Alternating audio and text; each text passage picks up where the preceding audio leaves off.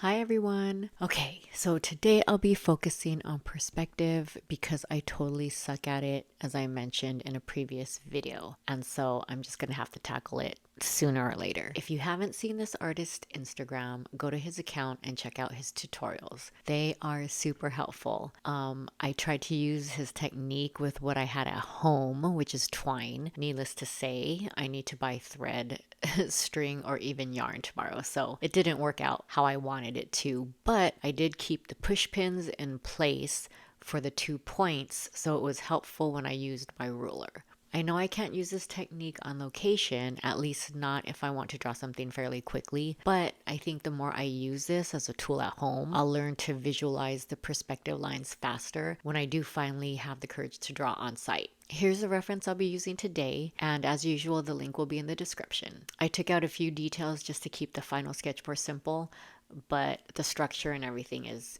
the same. All right, let's draw, and I'll see you on the other side.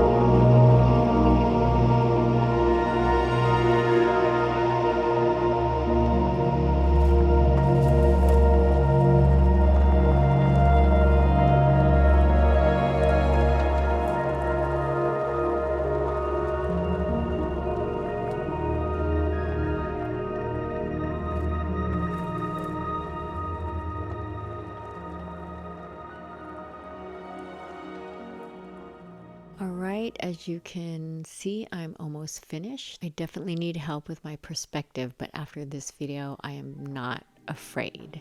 So let me know how your drawings turned out in the comments, and I will see you in the next video. And until then, stay positive, stay creative, and be kind.